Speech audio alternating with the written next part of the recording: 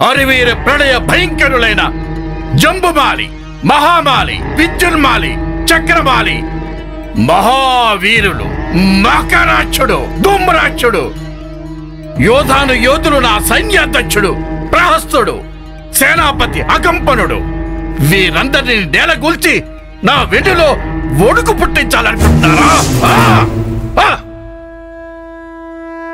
దైత్య జాతి రత్నాలైన నా ప్రియపుత్రుడు, త్రిశూరుడు, దేవాంతక నరాంతకులు, మహాప్రళయంకరుడు అతికాయులను సంహరించి నా స్థైర్యాలను క్షీణింపజేయాలనుకుంటున్నారా?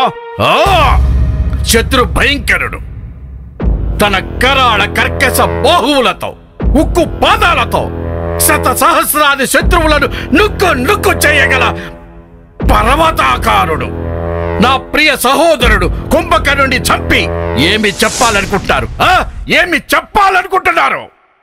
నేను ఓటమిని అంగీకరించి శత్రువుకు లొంగిపోవాలననియా?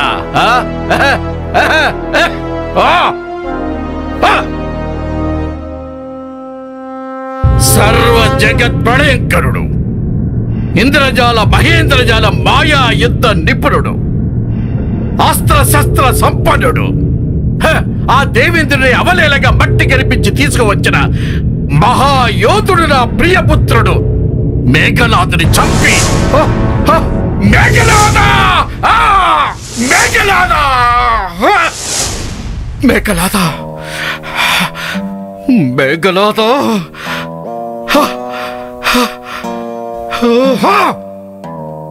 ఏమి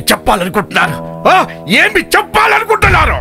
ఈ సీతను ఆ రాముడికి అప్పగించి అతని కాళ్ళ మీద పడి ఈ రావణాసురుడు క్షమాపణలు కోరుకోవాలనా? సంభవమా? ఇది సంభవమా? శివా, ఏమి మీ దేవతల పొందారు?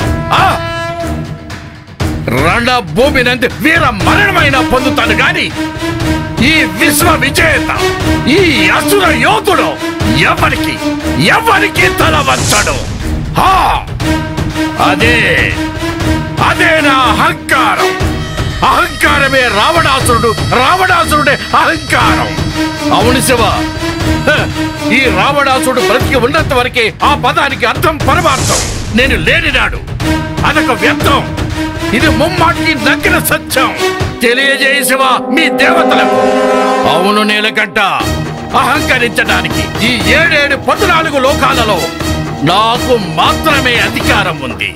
కేవలం వీరాది వీర, శూరాది శూర, యోధాది యోధ, ఈ అసుర జాతి అమూల్య రత్నం రావణాసురుడికి మాత్రమే.